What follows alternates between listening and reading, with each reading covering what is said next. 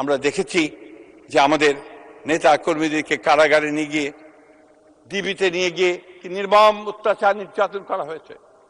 যখন চীনা প্রধানমন্ত্রীকে সঙ্গে নিয়ে ম্যাডাম প্রত্যেকের সঙ্গে পরিচয় করিয়ে দিয়ে যাচ্ছেন, পরিচয় করাতে করাতে যখন উনার সামনে আসলেন, এসে ম্যাডাম যখন পরিচয় করেন মাই সান তারেক, চীনা প্রধানমন্ত্রী তার দুইটা হাত শক্ত করে তারেক রহমান সাহেবের হাত ধরলেন, ধরে বললেন, carry the flag of your father and mother. আজকে আমাদেরকে বিরল সুযোগ এসেছে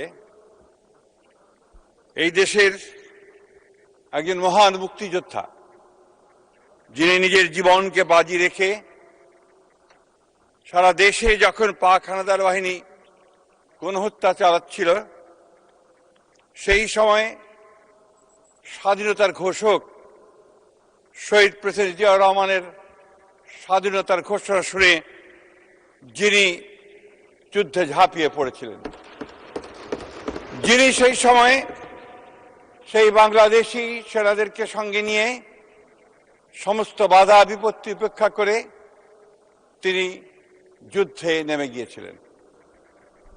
মাননীয় স্পিকার, আমি আপনাকে অভিনন্দন জানানোর সুযোগ পাইনি স্পিকার হওয়ার পরে। আমরা অত্যন্ত গর্ববোধ করি আজকে এই হাউসে, এই পার্লামেন্টে, যে আমাদের স্পিকার আসনে আজকে এমন একজন বসেছেন যিনি আমাদের অস্তিত্বের সঙ্গে, আমাদের সত্তার সঙ্গে, আমাদের চিন্তার সঙ্গে জড়িত হয়ে আছেন। তিনি হচ্ছেন আমাদের বীর মুক্তিযোদ্ধা মেজর হাফিজ। আমি আপনাকে অভিনন্দন জানাতে চাই এই জন্য আরো, যে আপনি হচ্ছেন সেই ব্যক্তি যিনি শুধু যুদ্ধই করেননি, যুদ্ধ করে দেশ স্বাধীন করেছেন, এরপরে বাংলাদেশের রাজনীতিতে যুক্ত হয়ে সাতবার জয়ী হয়ে এই পার্লামেন্টে এসেছেন। আমি আপনাকে অভিনন্দন জানাতে চাই।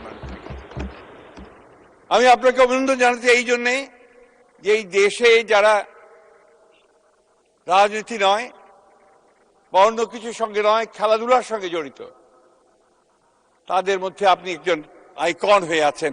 কারণ আপনি হচ্ছেন সেই ব্যক্তি যিনি পাকিস্তান আমলে ফুটবলের নেতৃত্ব দিয়েছিলেন বাংলাদেশ তৎকালীন পাকিস্তানের সেনাবাহিনীর, যিনি পরবর্তীকালে বাংলাদেশ ফুটবল বাহিনীর আপনি নেতৃত্ব দিয়েছিলেন। আপনি হচ্ছেন সেই নেতা, আপনি হচ্ছেন সেই স্পিকার যিনি আজকে এই মহান পার্লামেন্টে, যখন একটা গণ অভ্যুত্থানের পরে, যখন একটা সর্বনাশের পরে এই পার্লামেন্ট যখন একটা নতুন স্বপ্ন নিয়ে এসে উপস্থিত হয়েছে, এই পার্লামেন্টে যখন আমরা যারা বয়োবৃদ্ধ, যারা আমরা নতুনকে বরণ করে যে তৈরি হয়ে এসেছি, যখন আমাদের নাহিদ সাহেবের মতো মানুষেরা, আসনাথের মতো মানুষেরা আজকে এসছেন, যাদেরকে দেখে আমরা নতুন স্বপ্ন দেখছি, তাদেরকে আপনি নতুন পথ দেখাবেন, সেই পার্লামেন্টের স্পিকারের দায়িত্ব আপনি নিয়েছেন। আপনাকে সেই জন্য আমি অভিনন্দন জানাচ্ছি। আমি অত্যন্ত দুঃখের সঙ্গে ভারাক্রান্ত হৃদয়ে আমি স্মরণ করছি আপনার সহধর্মিণী, আমাদের অত্যন্ত শ্রদ্ধেয় শিক্ষাবিদ বেগম দিলারার কথা, দিলারা হাফিজের কথা। এই জন্য না যে তিনি আপনার সহধর্মিণী ছিলেন, এই জন্য আরো বেশি করে যে তিনি আমার সহপাঠী ছিলেন। আমরা দেখেছি যে একজন মহিষী মহিলা কিভাবে শিক্ষা নড়ে গেছিলেন, কিভাবে শিক্ষার আলো তিনি ছড়িয়ে গেছেন।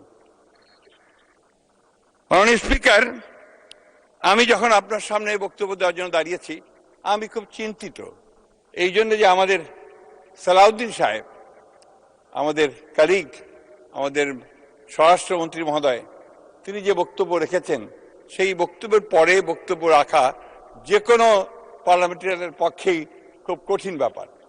তারপরেও আমি আশা করি যে আমি যেটা বলতে চাই সেটা আপনাদের সামনে আমি তুলে ধরার চেষ্টা করব। মাননীয় স্পিকার, এখানে সালাউদ্দিন সাহেব বসেছেন, তারপর আবার আমি বলেছেন, আবারও বলতে চাই যে আমাদের অভিযোগ উঠেছে আমাদের বিরুদ্ধে। বিশেষ করে আমাদের সম্মানিত বিরোধী দলের এক সদস্য বলেছেন যে আমি সংবিধানকে ধরে রাখার জন্য চেষ্টা করেছি এবং সংবিধান যেন ঠিক থাকে সেই ব্যাপারে আমি বডি ল্যাঙ্গুয়েজ দিয়ে আপনারা সেটা প্রমাণ করার চেষ্টা করেছেন। হ্যাঁ, করেছি মাননীয় স্পিকার, কারণ এই সংবিধান আমাদের অস্তিত্বের সঙ্গে জড়িত, এই সংবিধান আমাদের আবেগের সঙ্গে জড়িত। এই সংবিধান 1971 সালে লক্ষ লক্ষ শহীদের রক্তে সঙ্গে জড়িত। মাননীয় স্পিকার, এই সংবিধানের অনেকগুলো আর্টিকেল আছে, অনেকগুলো অধ্যায় আছে যেগুলো বারবার পরিবর্তন হয়েছে এবং এই সংবিধানকে কেটে ছেটে বলা যেতে পারে একটা ছেঁড়া পাতায় পরিণত করা হয়েছে। তারপরেও মাননীয় স্পিকার, এই সংবিধান আমাদের সংবিধান। এই সংবিধানের জন্য আমরা যুদ্ধ করেছি, লড়াই করেছি, একটা স্বাধীন বাংলাদেশের সংবিধান এটা। মাননীয় স্পিকার, অত্যন্ত সত্য কথা বলেছেন সালাউদ্দিন সাহেব যে আজকে রাষ্ট্রপতির ব্যাপারে আমরা কথা বলছি। রাষ্ট্রপতি যেই হন না কেন, তিনি একটা ইনস্টিটিউশন, কোনো ব্যক্তি নয়, একটা প্রতিষ্ঠান। সেই প্রতিষ্ঠানকেই আমরা রক্ষা করেছি আমাদের প্রয়োজনে। কারণ 5ই আগস্টের পরে যদি এই রাষ্ট্রপতি না থাকতেন তাহলে এই রাষ্ট্রে একটা অরাজকতা, একটা নৈরাজ্য সৃষ্টি হতো, যে নৈরাজ্যের জন্য হয়তো আমরা সেই দেশকে সেই সময়ে আমাদের জাতিকে আমরা রক্ষা করতে পারতাম কিনা সেটা সন্দেহ আছে। মাননীয় স্পিকার, আমাদের আজকে এখানে অনেকগুলো প্রশ্ন এসছে, আমি সেই কথাগুলো কিছুটা উত্তর দিতে চাই। বিশেষ করে আমার নাম যেখানে সবখানে এসছে, আপনি জানেন, আপনিও তার একজন সাক্ষী, যে দীর্ঘ 15 বছর আমরা ফ্যাসিস্টদের বিরুদ্ধে লড়াই করেছি, সংগ্রাম করেছি। আমাদের এই ফ্যাসিস্টদের বিরুদ্ধে লড়াইয়ে আমাদের দেশনেত্রী বেগম খালেদা জিয়া বেশিরভাগ সময় কারান্তরীণ ছিলেন। আমাদের নেতা, তাকে মিথ্যা মামলায় জড়িয়ে নির্বাসিত অবস্থায় তাকে বিদেশে থাকতে হয়েছে। আমাদের 60 লক্ষ মানুষের বিরুদ্ধে মিথ্যা মামলা হয়েছে। 20,000 মতো আমাদের নেতা কর্মীকে হত্যা করা হয়েছে। আমাদের ইলিয়াস আলী, পারভেজ, হিরু, এই সংসদ সদস্য সহ প্রায় 1700 নেতা কর্মীকে গুম করে দেওয়া হয়েছে। মানুষের এখনো যখন আমাদের সেই তপু, সেই ছোট্ট মেয়েটা, সে যখন ওই মায়ের ডাকে এসে দাঁড়ায় এবং সে যখন বলে যে আমি আমার বাবার সঙ্গে ঈদ করতে যেতে চাই, তখন আমাদের কারোরই পক্ষে চোখে পানি রাখা সম্ভব হয় না। মাননীয় স্পিকার, আমি যখন দেখতাম আমাদের গাড়ি থেমে গেলে আমার গাড়ির পাশে সেই সময়ে আমাদের তরুণ যুবকরা এসে হাজারি হতো, বলতো যে আমি অমুকখানে ছাত্র দল করতাম, আমি ওকে যুব দল করতাম, আমি ওখান থেকে পালিয়ে চলে এসেছি, এখন এখানে আমি হকারের কাজ করছি। অনেকে রিক্সা চালাতো, অনেকে বাড়িতে সেই সময় দারোয়ানের কাজ করতো। মাননীয় স্পিকার, আমরা দেখেছি এই মামলাগুলো যখন হতো এবং পুলিশরা যখন রেড করত, আমাদের সেই গ্রামগুলোতে গ্রামের মানুষ, মহিলারা ছুটে বেরিয়ে ধান খেতে চলে যেত। শীতের সময়ে তারা সেই ধান খেতে আশ্রয় নিত অথবা গাছে আশ্রয় নিত। এইরকম চরম অত্যাচার, নির্যাতন আমরা দেখেছি। মাননীয় স্পিকার, আমরা দেখেছি যে আমাদের নেতা কর্মীদেরকে কারাগারে নিয়ে গিয়ে, ডিবিতে নিয়ে গিয়ে নির্মম অত্যাচার, নির্যাতন করা হয়েছে। আমরা দেখেছি যে যারা স্ট্যাটাস দিয়েছে সোশ্যাল মিডিয়াতে, কথা লিখেছে, যারা জিয়া সাইবার ফোর্স নাম দিয়ে যারা তখন লিখত, তাদের কিভাবে তুলে নিয়ে গিয়ে নির্মম অত্যাচার করে হাতের নখ, পায়ের নখ তুলে ফেলে দিয়ে তাদেরকে ছুঁড়ে ফেলে দেওয়া হয়েছে অন্ধকারের মধ্যে। আমরা দেখেছি কিভাবে এই আয়নাঘরের মধ্যে আমাদের সহকর্মী, ওনাদের ছেলে, ওনাদের ভাই, তাদেরকে নিয়ে গিয়ে গুম করে আটক করে রাখা হয়েছে। বহুদিন ধরে আমরা তাদের খবর পাইনি।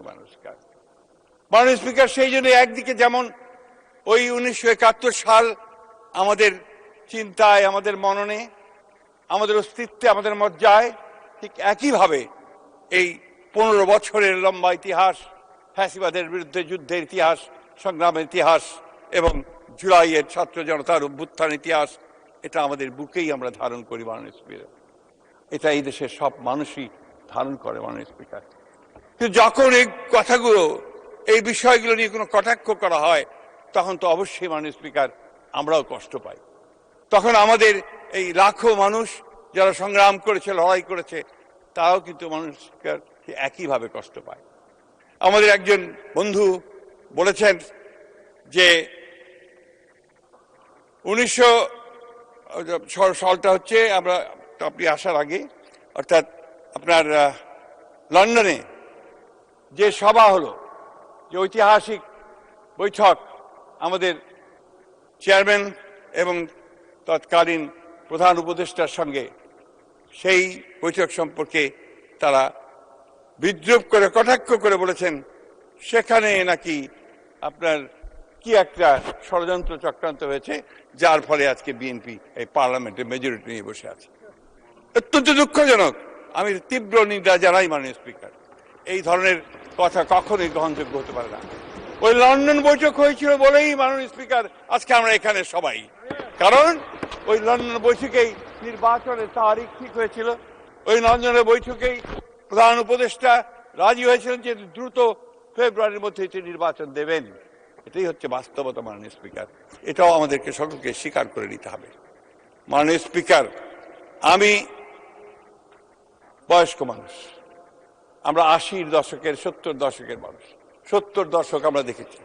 আমরা দীর্ঘ সংগ্রাম করেছি, লড়াই করেছি বাংলাদেশের স্বাধিকারের জন্য। আমরা সংগ্রাম করেছি তৎকালীন পূর্ব পাকিস্তানের বিরুদ্ধে সত্যিকার অর্থে একটা স্বাধীন বাংলাদেশ নির্মাণ করবার জন্য।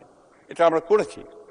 এবং পরবর্তীকালে যখন যুদ্ধ হয়েছে, যুদ্ধ শুরু হওয়ার আগে শহীদ প্রেসিডেন্ট জিয়াউর রহমানের সেই ডাকে যখন মানুষ ঝাঁপিয়ে পড়েছে, তখন সেই যুদ্ধে আমরাও সবাই গিয়ে ঝাঁপিয়ে পড়েছিলাম। মাননীয় স্পিকার, মাননীয় স্পিকার, সেই 71-কে নিয়ে যদি কেউ কটাক্ষ করে, সেই 71-কে কেউ যদি খাটো করার চেষ্টা করে, তখন সেটা আমাদের পক্ষে মেনে নেওয়া খুব কঠিন হয়। মাননীয় স্পিকার, সেই জন্যই আমাদের কলিগ সালাউদ্দিন সাহেব যেটা বলেছেন, 71 নিয়ে কথা আমাদের বলতেই হবে মাননীয় স্পিকার, কারণ এটা আমাদের অস্তিত্ব, এটা আমাদের আইডেন্টিফিকেশন, এটা আমাদের আইডেন্টিটি। আমি বারবার একই কথা বলছি, একটি কারণ মাননীয় স্পিকার, যে 71 হচ্ছে আমাদের পরিচয়, সেই জন্যই আমরা এই কথা বারবার বলি। মাননীয় স্পিকার, আজকে সংবিধান নিয়ে আমি কোনো বিশেষজ্ঞ নই, সেই সংবিধান নিয়ে কথা বলার দৃশ্যতা আমি দেখাবো না। সালাউদ্দিন সাহেব যা বলেছেন তার বাইরে কথা বলা আমার কিছু নেই। আমি জিনিস আপনাদের সামনে তুলে ধরতে চাই। এই দীর্ঘ সংগ্রামে, ফ্যাসিলিটির সংগ্রামে আমরা আমাদের বন্ধুদের সঙ্গে একসাথে কাজ করেছি।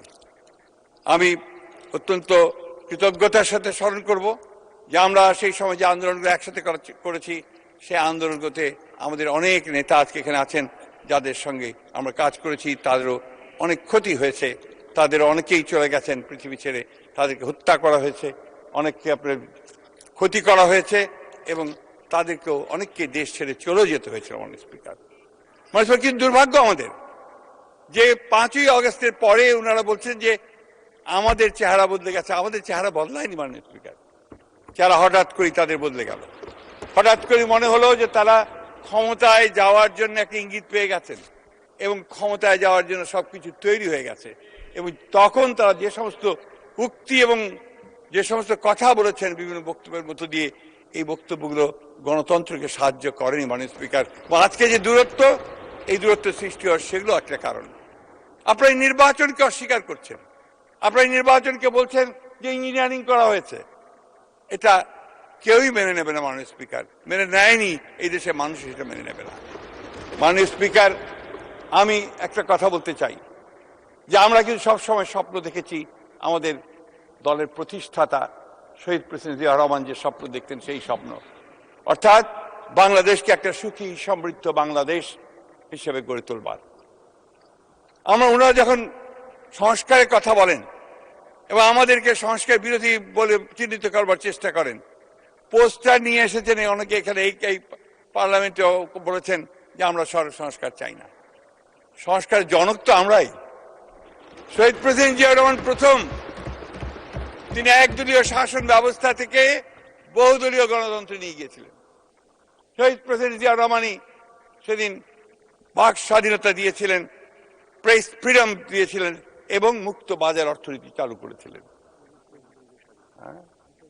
এবং বিচার বিভাগের স্বাধীনতাকে তিনি নিশ্চিত করেছিলেন, এবং গণমাধ্যম স্বাধীনতা অবশ্যই দিয়েছিলেন।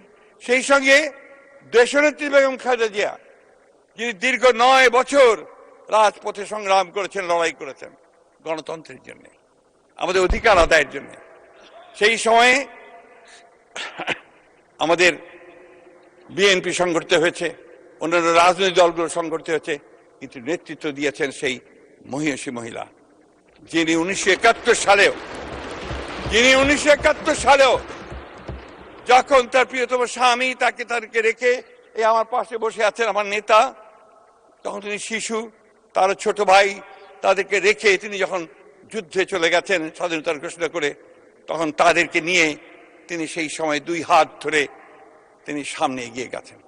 সেই সময়ের একটা ঘটনা বলি মাননীয় স্পিকার, যে ওই সময়ে যখন আপনার চলে গেলেন, পাক হানাদার বাহিনী যখন বাঙালি সেনাদের কাছ থেকে অস্ত্র নেওয়ার জন্য ছুটে এসেছিল, কোট খুলে দিতে চাবি চেয়েছিল, তখন একজন হাবিলদার ছুটে এসেছিল দেশনেত্রী বেগম খালেদা জিয়ার কাছে তার বাংলায়, যে আমি এখন কি করব, স্যার তো নেই, এখন এই চাবি আমি দেবো কিনা। তিনি বলেছিলেন, তোমাদের স্যার না আসা পর্যন্ত তুমি এই চাবি কখনই হস্তান্তর করবে না। এবং তখনই সেদিন থেকেই তিনি কিন্তু মাননীয় স্পিকার, আমি তাকে সবসময় বলি যে তিনি ছিলেন প্রথম নারী মুক্তিযোদ্ধা, আর সেই কারণে তিনি সেই নারী মুক্তিযোদ্ধা। এবং পরবর্তীকালে এই 2 শিশুর হাত ধরে তিনি বোরখা পরে স্টিমারে করে তিনি ঢাকাতে এসেছিলেন। তার কিছুদিন পরে তিনি গ্রেফতার হয়ে গিয়েছিলেন। তাকে 16ই ডিসেম্বর পর্যন্ত এই সেনানিবাসে আটক করে রাখা হয়েছিল। মাননীয় স্পিকার, সারাটা জীবন এই মহিলার সংগ্রাম করতে করতে গেছে মানুষ। মাননীয় স্পিকার, যে 3.5 বছর 4 বছর শহীদ প্রেসিডেন্ট জিয়া রহমান রাষ্ট্রপতি ছিলেন, সেই কয়েকটা বছর হয়তো একটু শান্তিতে ছিলেন, তারপর তাকে নির্মমভাবে হত্যা করার পর আবার সেই দেশনেত্রী বেগম খালেদা জিয়াকেই সেই পতাকা তুলে ধরতে হয়েছে। পতাকাটা কিসের? পতাকা হচ্ছে স্বাধীনতার, পতাকা হচ্ছে গণতন্ত্রের, পতাকা হচ্ছে বাংলাদেশের সার্বভৌমত্বের পতাকা। সেই পতাকা তিনি ধরে ধরেছেন। মাননীয় স্পিকার কোনোদিন আপোষ করেননি এবং গণতন্ত্রের প্রশ্নে তার যে সংগ্রাম, সেই সংগ্রাম আমার মনে হয় যে এশিয়া উপমহাদেশে খুব কম মানুষেরই নেতারই এই সংগ্রামের সেই ইতিহাস আছে।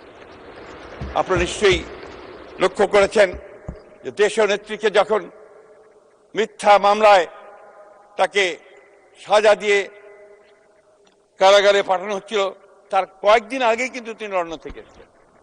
আপনার মনে আছে নিশ্চয়ই, মাননীয় সংসদ নেতা ইচ্ছা করলে তিনি লন্ডনে থেকে যেতে পারতেন। তিনি জানতেন যে দেশে ফিরে গেলে তাকে কারাগারে যেতে হবে, তারপরেও তিনি এই দেশে ফিরে এসেছেন। কারণ বারবার তিনি কথা বলেছেন যে এই দেশেই আমার জন্ম, এই দেশেই আমার মরণ, আর এই দেশ ছেড়ে আমি কোথাও যাব না। যে মানুষটি সুস্থ স্বাভাবিক অবস্থায় হেঁটে গেলেন মাননীয় স্পিকার, গিয়ে কারাগারে গেলেন, সেই মানুষটি হুইল চেয়ারে করে হাসপাতালে ফেরত আসলেন 2 বছর পর। সেই মানুষটিকে আবার অসুস্থ অবস্থায় আটক করে রাখা হলো তার গৃহে বাকি 2 বছর। আমরা বারবার চেষ্টা করেছি, আমাদের উকিল সাহেবরা চেষ্টা করেছেন জামিনে তাকে মুক্ত করার জন্য। আমরা বারবার চেষ্টা করেছি বিভিন্নভাবে যে দেশনেত্রীকে কিভাবে চিকিৎসার জন্য বাইরে পাঠানো যায়। সেই ফ্যাসিস্ট হাসিনা সেটাও আমাদেরকে করতে দেননি। মাননীয় স্পিকার, আমি এই জন্য কথাগুলো বারবার করে মনে করে দিতে চাই যে অনেকে খাটো করে দেখেন বিএনপির অবদানকে, অনেকে খাটো করে দেখেন বিএনপির নেতৃত্বকে, অনেকে খাটো করে দেখেন জিয়া পরিবারকে, অথচ এই পরিবারের যে অবদান এই দেশে গণতন্ত্রকে প্রতিষ্ঠা করবার জন্য, এই দেশের স্বাধীনতা রক্ষা করবার জন্য, সার্বভৌমত্ব রক্ষা করার জন্য, এটা আর কারো আছে বলে আমার জানা নেই। মাননীয় স্পিকার, আমরা একটা কঠিন সময় অতিক্রম করছি। আমরা অনেক ত্যাগ তিতিক্ষার বিনিময়ে, অনেক রক্তপাতের মধ্য দিয়ে আমাদের ছোট ভাই, আমাদের ছেলে আবু সাইদ, ওয়াসিম এবং আরো শত শত ছাত্রের রক্তের বিনিময়ে, আমাদের শ্রমিক কৃষক মজুরদের রক্তের বিনিময়ে, আমাদের ভোলার শাওন, নারায়ণগঞ্জের সমিত, মুন্সিগঞ্জের শাওন, আমাদের এই সমস্ত নেতাকর্মী সমস্ত নেতাকর্মীদের রক্তের উপরে আমরা আজকে আন্দোলনের পরে এই নির্বাচনের পরে এই সংসদে দাঁড়িয়ে আছি। মাননীয় স্পিকার, সমগ্র দেশের মানুষ আমাদের দিকে তাকিয়ে আছে, সমগ্র দেশের মানুষ এই নেতার দিকে তাকিয়ে আছে, যিনি বাংলাদেশে এসে প্রথম যে কথাটা সকলের সামনে বলেছিলেন, আই হ্যাভ এ প্ল্যান, আমার একটা পরিকল্পনা আছে। সেই পরিকল্পনা হচ্ছে দেশকে গড়ে তোলবার পরিকল্পনা, সেই পরিকল্পনা হচ্ছে দারিদ্র্য থেকে মুক্ত হবার পরিকল্পনা, সেই পরিকল্পনা হচ্ছে শিক্ষার পরিকল্পনা, সেই পরিকল্পনা হচ্ছে সকলকে স্বাস্থ্য সেবা দেওয়ার পরিকল্পনা। আজকে সেই কাজগুলো তিনি শুরু করেছেন। মাননীয় স্পিকার, এগুলো নিয়েও অনেকে কটাক্ষ করে, প্রশ্ন তোলে যে এত টাকা পাবে কোথায়। আপনারা তো দেখছেন কাজ শুরু হয়ে গেছে এবং উনি বর্ণনাও করেছেন কিভাবে টাকা আসবে, কোত্থেকে যাবে। আজকে ফ্যামিলি কার্ড দেওয়া শুরু হয়েছে, অর্থাৎ নারীকে ক্ষমতায়িত করবার কাজ শুরু হয়েছে। আজকে কৃষকদেরকে কৃষি কার্ড দেওয়া হচ্ছে, তার যে সমস্যাগুলো সেই সমাধান করার চেষ্টা করা হচ্ছে এবং প্রতিদিন 24 ঘন্টার মধ্যে 18 ঘন্টা তিনি কাজ করছেন এই জাতিকে কি করে সামনের দিকে এগিয়ে নিয়ে যাবেন। মাননীয় স্পিকার, এটা তার রক্তের মধ্যে আছে, এটা তার জিনের মধ্যে আছে। কারণ শহীদ প্রেসিডেন্ট জিয়াউর রহমান তিনি যখন শাহাদাত বরণ করেন 1981 সালে, তখন তারপরে আমাদের বন্ধু, আমাদের ছোট ভাইয়ের মতোই তার বইতে তিনি লিখেছেন যে উইলিয়াম বি মাইলাম, তৎকালীন মার্কিন অ্যাম্বাসেডর, রাষ্ট্রদূত, তিনি লিখেছেন শহীদ প্রেসিডেন্ট জিয়াউর রহমান যদি 1981 সালে শহীদ না হয়ে 1975 সালে শহীদ হতেন বা মারা যেতেন, তাহলে বাংলাদেশ একটা ব্যর্থ রাষ্ট্রে পরিণত হতো, হয়তো বা এটা লাইবেরিয়া বা আফগানিস্তানের মতো একটা রাষ্ট্রে পরিণত হতো। দেশনেত্রী বেগম খালেদা জিয়া তিনি যখন হাল ধরেছিলেন এই দেশের, আপনাদের নিশ্চয়ই সকলে মনে থাকার কথা যে তার প্রতিটি টার্মে তিনি অর্থনীতিকে এগিয়ে নিয়ে গেছেন। এখানে আমাদের অর্থমন্ত্রী আছেন, তিনি সাক্ষী, তিনি বলতে পারবেন যে প্রতিবার জিডিপি বেড়েছে, অর্থনৈতিক কর্মকাণ্ড বেড়েছে এবং সব শেষে গোল্ডেন ম্যানচেস্টার বলা হয়েছিল ইমার্জিং টাইগার, বাংলাদেশ হচ্ছে একটি উদীয়মান ব্যাঘ্র। সেই পিতা শহীদ প্রেসিডেন্ট জিয়াউর রহমান, যিনি মাত্র 3.5 বছরে তলাবিহীন ঝুড়ি থেকে বাংলাদেশকে একটা পটেনশিয়াল একটা রাষ্ট্র বলছি পটেনশিয়াল রাষ্ট্রতে নিয়ে যাওয়ার চেষ্টা করেছিলেন। সেই হচ্ছে শহীদ জিয়া, যিনি দুর্ভিক্ষ হয়েছিল 1974 সালে আওয়ামী লীগের কারণে, সেই দুর্ভিক্ষের পরে দেশকে খাদ্যে স্বয়ংসম্পূর্ণ করে ফেলেছেন। এবং উনি সেই শহীদ জিয়া যিনি উচ্চ ফলনশীল বীজ শুরু করেছিলেন এবং খাল খনন কর্মসূচির মধ্য দিয়ে কৃষিকে সামনের দিকে এগিয়ে নিয়েছিলেন, কৃষি বিপ্লব সূচনা করেছিলেন। তিনি মাঠে ঘাটে চারণ কবির মতো ঘুরে বেড়াতেন। মাননীয় স্পিকার, তার কণ্ঠে ছিল শুধু একটি গান, একটি সঙ্গীত, উন্নয়নের সঙ্গীত, এগিয়ে যাওয়ার সঙ্গীত। মাননীয় স্পিকার, আমরা আমাদের দেশনেত্রী বেগম খালেদা জিয়ার মধ্যেও সেই একই বাউলের কণ্ঠস্বর শুনেছি, একই চারণ কবির গান শুনেছি। তিনি একইভাবে গণতন্ত্রের গান গেয়েছেন।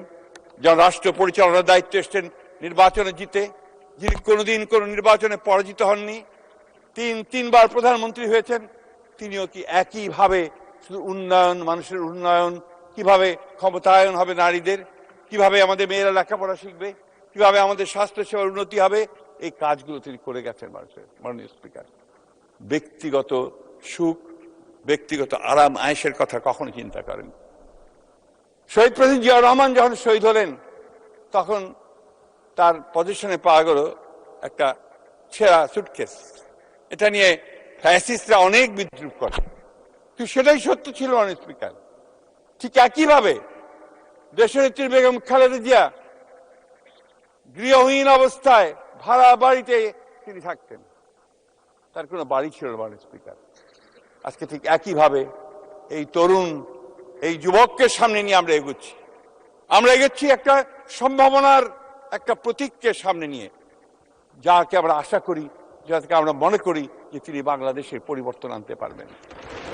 মাননীয় স্পিকার, আমরা জানি যে এখন অর্থনীতির অবস্থা খুব খারাপ, আমাদের অর্থমন্ত্রী বলেছেন। আমরা জানি যে এখন দেশে শিক্ষা ব্যবস্থা প্রায় ভেঙে চলে গেছে, এর ইনস্টিটিউশন। মাননীয় মন্ত্রী, আপনি সাম আপ করুন। আপনি সাম আপ করুন। Take your time.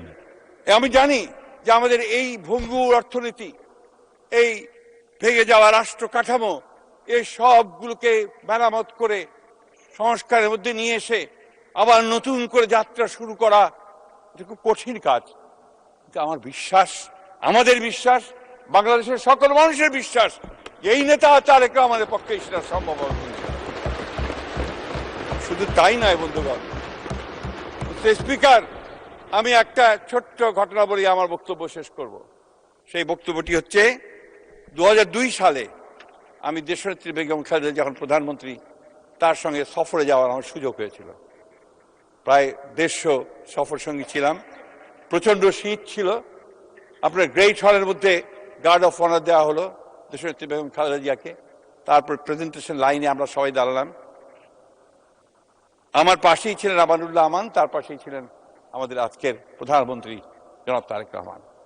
যখন চীনা প্রধানমন্ত্রীকে সঙ্গে নিয়ে ম্যাডাম প্রত্যেকের সঙ্গে পরিচয় করিয়ে দিয়ে যাচ্ছেন, পরিচয় করাতে করাতে যখন উনার সামনে আসলেন, এসে ম্যাডাম যখন পরিচয় করেন মাই সান তারেক, চীনা প্রধানমন্ত্রী তার দুইটা হাত শক্ত করে তারেক রহমান সাহেবের হাত ধরলেন, ধরে বললেন, carry the flag of your father and mother. মাননীয় স্পিকার, আজকে সেই পতাকা তিনি তুলে ধরেছেন। সেই পতাকা হচ্ছে স্বাধীনতার পতাকা, সেই পতাকা হচ্ছে সার্বভৌমত্বের পতাকা, সেই পতাকা হচ্ছে গণতন্ত্রের পতাকা, উন্নয়নের পতাকা। মাননীয় স্পিকার, আপনাকে অশেষ ধন্যবাদ। মাননীয় স্পিকার, আসসালামু আলাইকুম।